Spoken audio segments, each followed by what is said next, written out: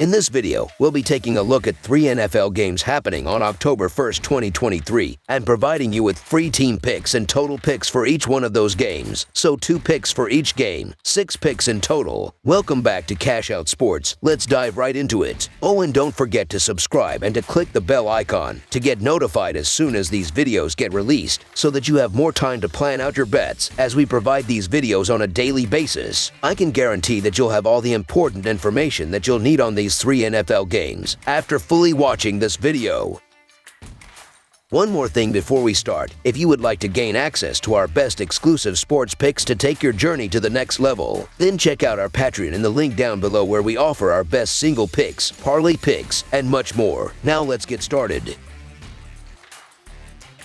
Washington Commanders versus Philadelphia Eagles. National Football Conference East rivals are clashing this Sunday with an early claim of first place at stake. The Washington Commanders are taking a short trip north, where the Philadelphia Eagles await. It'll be the first divisional game for each team. Washington won the last time these teams met, which was in Lincoln Financial Field. That's where this Sunday's kickoff is scheduled for. However, the Eagles have taken 7 of the last 10 battles. Who will come out on top this weekend? The Commanders enter their upcoming game on the road against the Eagles as 8.5-point underdogs. For them to cover their spread and possibly win this game, a lot of things have to go right. It all starts with the offensive line. Philadelphia has one of the best defensive fronts in the league, and they cannot afford to let Howell get sacked as much as he did last week. The big men have to allow for some time in the pocket and create running lanes. On the other end, they have to take the legs out of the Eagles' offense. They rely on the run to establish their offense and throw the ball downfield, so they need guys like Chase Young stepping up and stopping the run. If they let the Eagles' talented backfield run all over them, this will be another tough game for Washington. The Eagles enter their upcoming game at home against the Commanders as 8.5-point favorites. I would say this is more than fair given how the Eagles have looked these first couple of games. While still getting back into the swing of things, both sides of the ball have shown their strengths early on. The offense continues to run the ball well and air it out when needed with talented receivers in A.J. Brown and Devonta Smith. DeAndre Swift has been a welcome addition to backfield and is quickly taking over the starting role. On top of this, they may have one of the best defenses in the league, specifically with their defensive front and stopping the run. If both the offense and defense perform at the level they have so far, they should have no problem getting this win at home and more than likely covering their spread. Philadelphia has made it clear early on that they are once again one of the top teams in the league, while the Commanders have performed well, but got exposed in their most recent 37-3 loss against the Bills. The Eagles enjoy the advantage of playing this game at home and are well equipped to take advantage of the Commanders' weaknesses. The offensive line for Washington has been in shambles, allowing 9 sacks last game, and against the Eagles' stout defensive front, this does not bode well for them this game. On the other side of the ball, the Commanders do have good pass rushers and a solid defense, but the Eagles have one of, if not the best offensive lines in the league, while Jalen Hurts also poses a threat with his legs. Expect the Eagles to get ahead early on in the game and use their run game to put the game on ice in the long run. In terms of trends, the Eagles are 2-0-1 against the spread this season, while the Commanders are 1-2 against the spread. Washington's defense allowed 5.1 yards per carry against the Bills last Sunday. The Broncos gained 5.3 yards per rush the week before. It's unlikely either of those teams will finish top 5 in rushing this season. Yet, the Philadelphia Eagles are well on their way to that again, with 4.9 yards per carry and 557 rushing yards after consecutive 200-yard outbursts. If the Commanders couldn't contain Denver or Buffalo, what are the Eagles going to do to them in front of their home crowd? On the other side, Washington's running game won't gain an easy 5 yards per pop this week against a Philadelphia rush defense holding opponents to 3 yards per carry. That means the Commanders will have to drop back and pass, which has led to 19 sacks in 3 games. Every team has brought down Sam Howell at least 4 times, and now he's facing the team that sacked more quarterbacks than any other a year ago. The Eagles' defense also has 8 takeaways already. Sam Howell has thrown 5 interceptions and lost one of his 2 fumbles, which won't help Washington. This is a lot of points for a division game, and the Eagles have a short week after playing Monday night. However, the Commanders have some showing and proving to do, especially after getting waxed by the Bills last week. Also, the Commanders' 2 wins came against the Cardinals and Broncos, 2 below-average teams, with the Broncos making a case as the worst team in the league. The Eagles are a balanced side and have picked up where they left off last season. Expect Philadelphia to dominate this game, even if it's a division rival, so the Philadelphia Eagles to win and cover the spread as favorites is our full game side pick. Washington was just held to only a field goal against the Bills, who have a very similar defense in the way that they both excel in limiting the run game.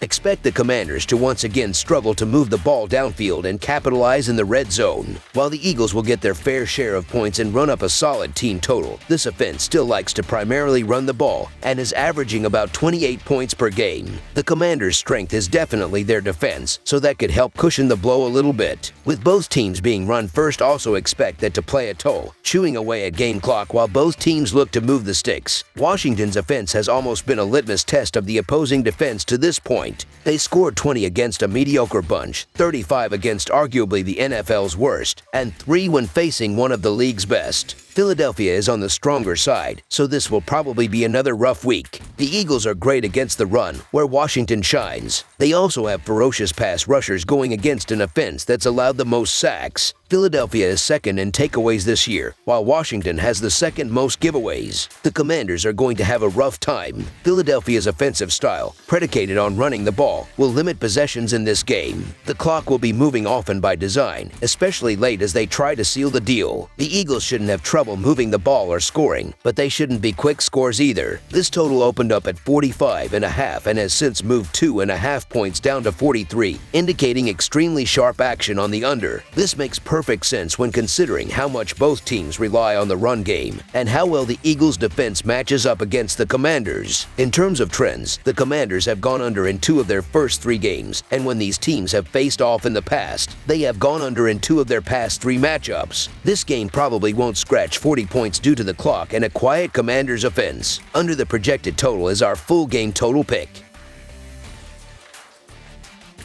Denver Broncos versus Chicago Bears. On Sunday afternoon, the Denver Broncos and Chicago Bears clash at Soldier Field in a battle of 2 teams looking for their first win. The Broncos were humiliated 70-20 by the Miami Dolphins last weekend. The Bears had an equally poor showing, losing 41-10 in Kansas City. The Denver Broncos made history in the wrong way last Sunday, serving up the most points in an NFL game since 1966 as they were run out of the stadium by the Miami Dolphins. They gave up a staggering 70 points, losing by the basketball score of 70-20 with the game out of reach by the middle of the second quarter. Russell Wilson was 23 of 38 with 306 yards and an interception. He had a 12-yard touchdown pass to Cortland Sutton on Denver's second possession. It was the second touchdown catch of the season for Sutton, who led Denver with 91 yards on 8 catches Sunday, which was the only bright spot to take away from the ugly afternoon. Sutton also fumbled twice in the game. According to Yahoo.com, only one coach in Broncos history started out worse than first-year coach Sean Payton has at 0-3, and that's Miami's defensive coordinator Vic Fangio, who lost his first 4 games as Denver's head coach in 2019. Miami scored touchdowns on 8 of 9 drives before Mike White replaced Tua Tagovailoa in the 4th. The defense has been a disaster. After the poor showing, Denver is next to last in yards allowed and last in rushing yards allowed. Justin Fields and the Bears offense had another embarrassing performance as they were outclassed from start to finish, with Taylor Swift looking on, to the tune of 41-10 by the Kansas City Chiefs. Fields was 11 of 22 for 99 yards with an interception and a pointless touchdown in the final minutes against the backups. He also led the Bears with 47 yards rushing, a good amount of that coming on a 17-yard scramble. Chicago finished with just 203 yards of offense. The game was so lopsided by the third quarter that Patrick Mahomes and most of the Chiefs starters got the rest of the day off. Chicago is 31st in passing yards per game, but it has been their defense that has been troubling. They are last in third down defense and are giving up 410 yards per game. It is early in the year, but this is a crucial game that may determine the future of Chicago's building blocks. It's the matchup we've all been waiting for, the Denver Broncos against the Chicago Bears. While this matchup between 0-3 teams definitely could be ugly, I'm excited for it because of all that's at stake. To call this a must-win for both sides would be a massive understatement, and it's hard to say who is struggling more at the moment. Okay, it's not that hard, it's the Bears. Denver just got spanked 70-20 by the Dolphins, but at least they had looked like a real football team before that, which is more than you can say for Chicago. There has understandably been a strong reaction to the Broncos losing by 50 to the Dolphins, but Miami might be the best team in football right now, and it's important not to overreact to one game, no matter how bad it is. Denver's first 2 losses were extremely close games that came down to the final seconds. They lost them by a combined 3 points. The same can't be said for the Bears, who were beaten from the kickoff in their opener against the Packers. They went on to lose by double digits to a mediocre Bucs team in Week 2 before losing 41-10 in humiliating fashion to the Chiefs last week. Denver has looked like the clear better team on both sides of the ball, and the irony of the Broncos' 0-3 start is that Russell Wilson has actually looked much improved from last season. He's noticeably more nimble and appears way more confident in Sean Payton's offense. You'll have to hold your nose while doing so, but I'm laying the points with the Broncos. So the Denver Broncos to win and cover the spread as favorites is our full game side pick. Although both defensive units are borderline embarrassing to open the season, the offense just is not there for Chicago and Denver. Sean Payton was supposed to invigorate the club after last year's disaster under Nathaniel Hackett, but they are off to the same 0-3 start and look just as bad. Justin Fields failed to crack 100 yards against the Chiefs and could be in line for a benching if he continues to perform poorly. Fortunately for embattled Broncos defensive coordinator Vance Joseph, Tua Tagovailoa isn't walking through that door for the Bears this week. Joseph's guys, including stud cornerback Pat Surtain, are going to have a much easier matchup this week against Justin Fields and an anemic Bears passing attack. The heavily hyped offseason trade for DJ Moore hasn't made 1 ounce of a difference for Fields' development, and Chase Claypool has left a lot to be desired, to put it kindly. Russell Wilson has looked better than he did in 2022. But he still hasn't looked like Seahawks Wilson and probably won't ever again. The total has gone under in 10 of Chicago's last 12 games against an opponent in the American Football Conference West Division. Both of these teams need this game, and as such I expect it to be a hard-fought, scrappy affair. I don't care how many points Denver gave up last week. I don't see Fields getting into any shootouts anytime soon. Both defenses are bad, but both offensive units have been equally unimpressive, and I expect this to be a low-scoring, ugly game. Besides, neither club is averaging more than 25 points over their first 3 games. Call me crazy, but in a game featuring a team that just gave up 70 points, under the projected total is our full game total pick.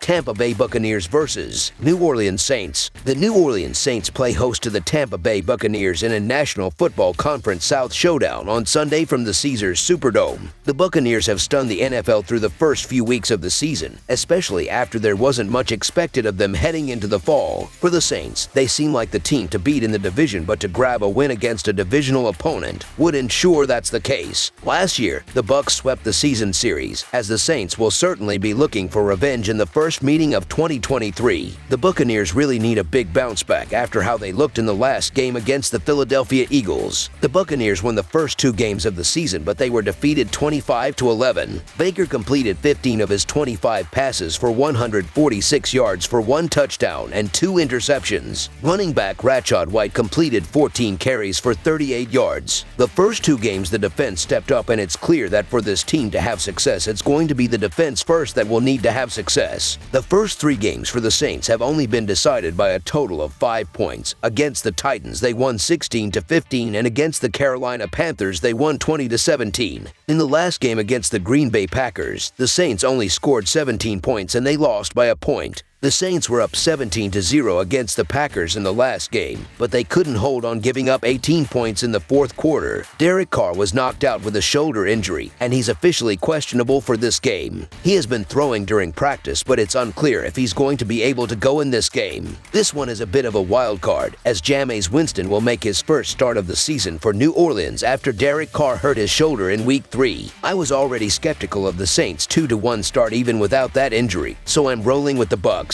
In Week 1, the Saints beat the Titans by a single point. The same Titans team that has looked terrible and just lost 27-3 to the Browns. In Week 2, they beat the Panthers, who have been anemic on offense with Bryce Young under center, by just 3 points. Winston didn't do much after coming on in relief of Carr last week, and he oversaw the team's complete collapse as they blew a 17-point lead to a mediocre Green Bay team. In limited action last year, Winston had 5 interceptions to only 4 touchdowns while tacking 11 sacks across 3 games. There's a reason the team went out and added Carr this offseason. The Bucs have been one of the league's most pleasant surprises, and the only team that has beaten them is the 3-0 Eagles. Tampa Bay impressed me with their win over the Vikings in their opener, and a Todd Bowles defense could give Winston fits. The last time Winston went up against Bowles' defense, he threw 3 interceptions and got sacked 6 times. I get the case to be made for the Saints here, and I'm skittish to jump back on the Bucs after how they were pummeled in primetime. However, the Bucs are the better team in my eyes, and even if New Orleans wins this game, their 3 games this season have been decided decided by a combined 5 points. I think this is a spot where we just have another tight affair if the Bucs don't win this outright. So the Tampa Bay Buccaneers to cover the spread as underdogs is our full game side pick.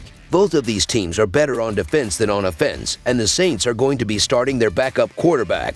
With Alvin Kamara finally back from suspension for New Orleans, I'd expect them to be pretty conservative and keep it on the ground as much as possible. Given that Jameis Winston took 6 sacks and threw 3 interceptions the last time he faced a Todd Bowles defense, I don't think they'll ask him to do too much. Baker Mayfield was a nice story in the first couple of weeks when he was playing softer defenses, but last week he came crashing back down to earth against Philly as he was held to just 146 yards. Tampa Bay mustered just 174 yards of total offense as a team in that one. The Saints have already scored 20 or fewer points in all 3 of their games, and now they've downgraded at quarterback. As highlighted, the Saints' defense, so far, has been surprisingly one of the best in football. The Bucs like to keep the ball on the ground, but the Saints' run defense has also been stingy. With Winston at the helm for New Orleans, it isn't unlikely to see coach Dennis Allen call a more conservative game in the early going as the Winston settles in. Lastly, the Bucs have been able to get to the quarterback, forcing punts, while the Saints have been able to force turnovers and end drives. Both of these teams take pride on the defensive side, and that'll shine through in this one. It'll also help that these two teams are accustomed to each bother, which is likely to drive down the scoring and have both sides shaking off some rust early. For the Bucs, they've done enough to win at times, but last week showed their anticipated struggles against strong defenses. The Saints will have a slight drop-off since Carr won't be in, but with Kamara back, an emphasis on the ground game will shift their strategy too. The total is low for a reason, and expect this to be one of the lower scoring games on Sunday. Under the projected total is our full game total pick.